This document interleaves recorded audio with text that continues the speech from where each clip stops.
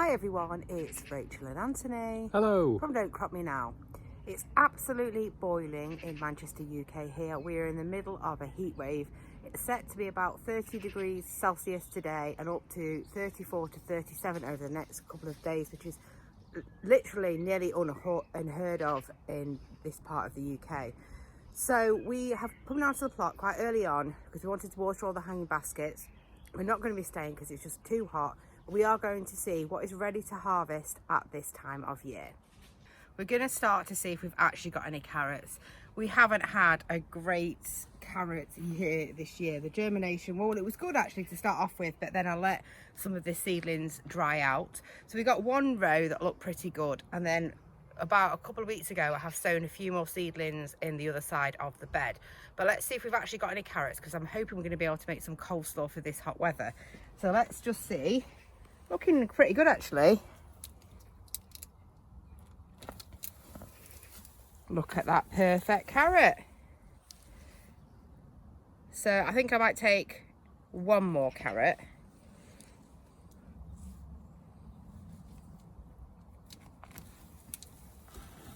Look at these.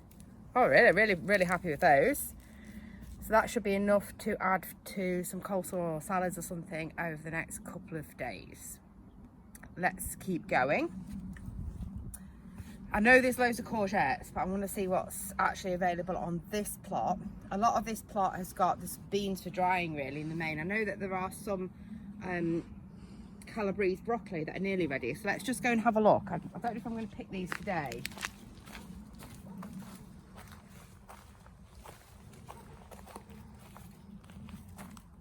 Not really big enough. You'd have to step over and see.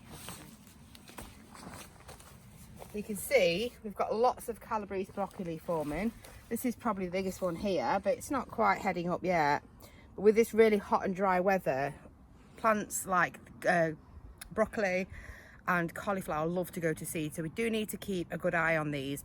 And I think we will at least pick them over the next week probably. But I'm not going to pick those today, but I thought I'd show you them because they do actually look pretty good. So let's see what is available on this plot. I think I'll take a couple of these shallots. I said to Anthony the other day, these shallots are crazy. They're absolutely massive. They do need picking for drying, but I think I'm just going to take a couple to use in the coleslaw. Oh, it came out in one go anyway, so that'll do. You look at it's like you see they are shallots, not onions when you look at them, but they're just absolutely massive. Must have really liked growing in that sort of manure mulch, I guess. So we will take them. I'll put them with the carrots.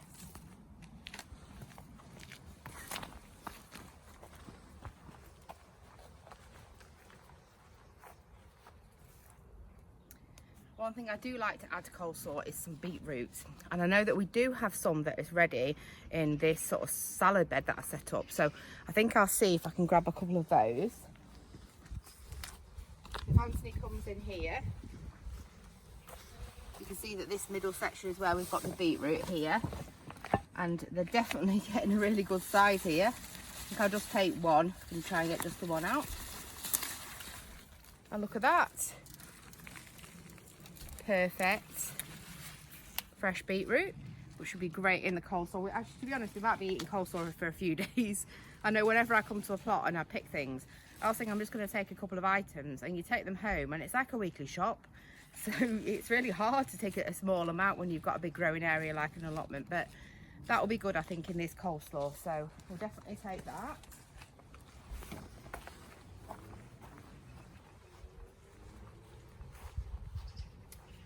Now I think we will do a courgettes check.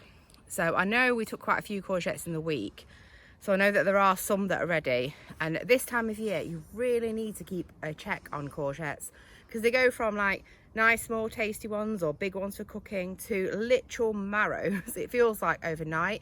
So we've got quite a few different types of courgettes. I'm just going to check all the plants and I'm going to take any that are of any size. So we're going to start over here.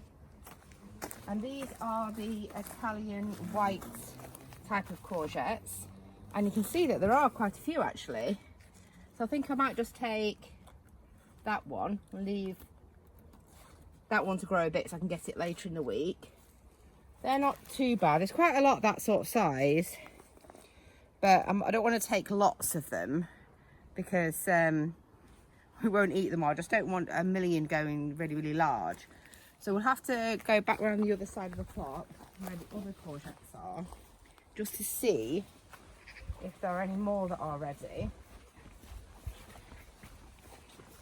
Whilst we're going past here, I just want to show you some of our onions. These are just some of our main crop onions. They're not even the giant onions. Just look how amazing they're doing.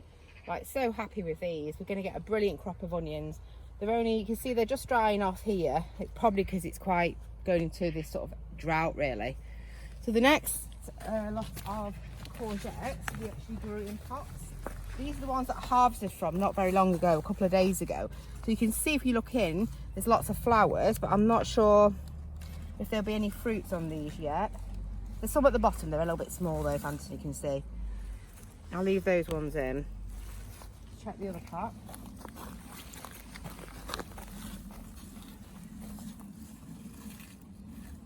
No, we're doing okay on those. So now they were the green courgettes. Now let's go and look at the yellow courgettes. So if Anthony goes through our arch, in fact he might have to go around. I don't know if he's going to get past those potatoes. We're probably in a little bit of a jungle, to be honest, at this time of year because everything's doing so well.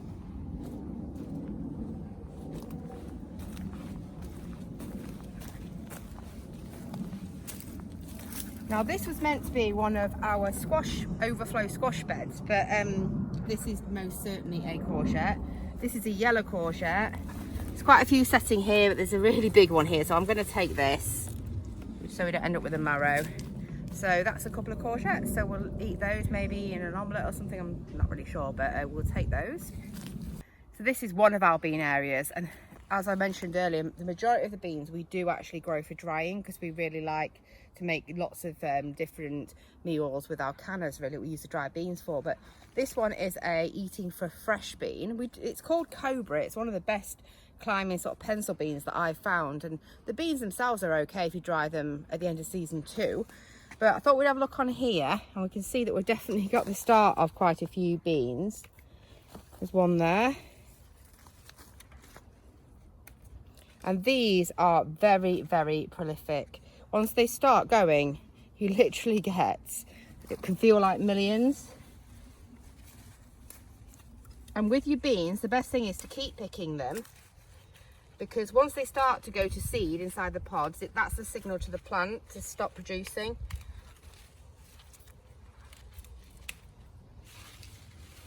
Oh, look at that. That's where they all are.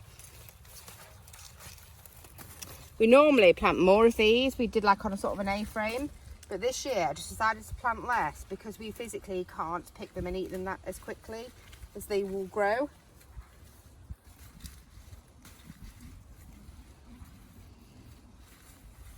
They're actually really nice pickled as well, actually, but at this time of year, we're so busy with everything, it's hard to keep on top of all those little tasks.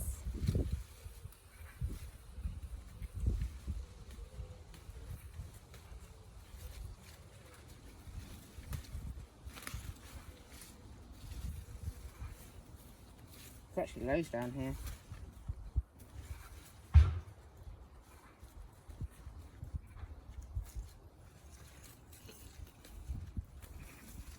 Just check the other side.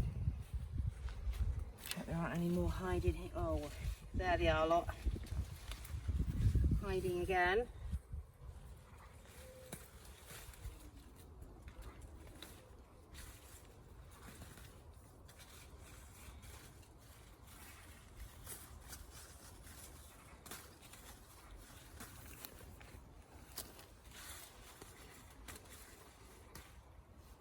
Right, I'm not going to pick any more, even though there probably are some more, just because we're not going to be able to eat this many over the next couple of days. And with the temperatures being so hot, I do not want to be spending all this time preserving in the kitchen. But if we have a look at the little pile on the floor there, Anthony shows you, there's a pretty decent amount there. So we will also take those. One of the jobs that we are doing, even in this heat, is trying to keep on top of these hanging baskets, which as you can see look really, really beautiful. But they dry out so easily, The ones that we've got do actually have a water reservoir at the bottom, but I found it's so much better just to completely soak these baskets. So that's what we're doing. They're going to sit in here for sort of 5-10 minutes or so, and then we'll swap them around with the other ones.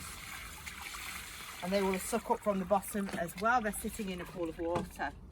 They do keep an eye on watering at this time of year, especially if you're in the UK with these crazy weathers. So I've taken my sunglasses off because it's just so hot. It's going to be absolutely boiling in here. And these sunglasses do really make you sweat quite a lot because they hold the sort of moisture in.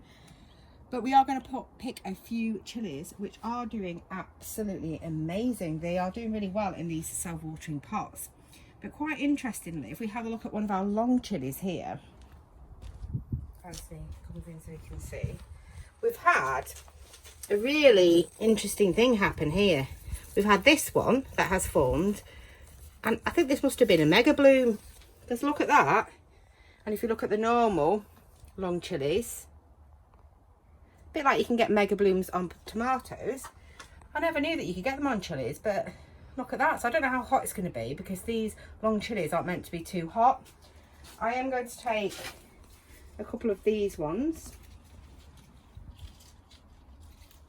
and as I believe, because if you look at the label here, habanero, they're clearly not habanero, but I did get some seeds from a follower, a very kind follower called Sam, who gave me these, and these are some, I think they're called Thai dragon chilies. And looking at what else we've planted, I think I must have just labelled the seedlings wrong, so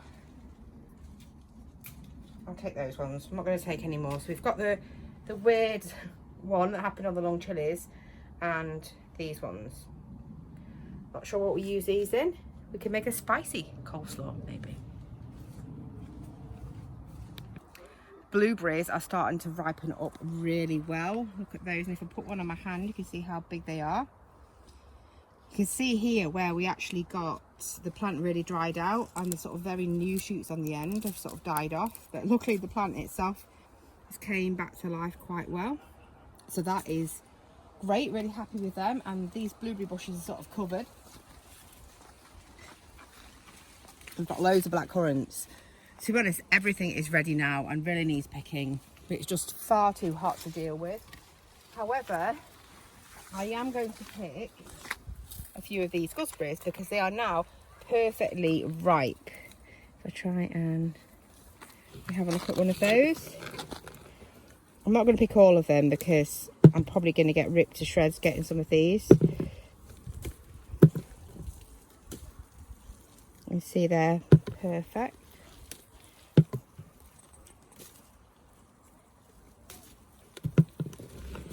Just get a few more from down here.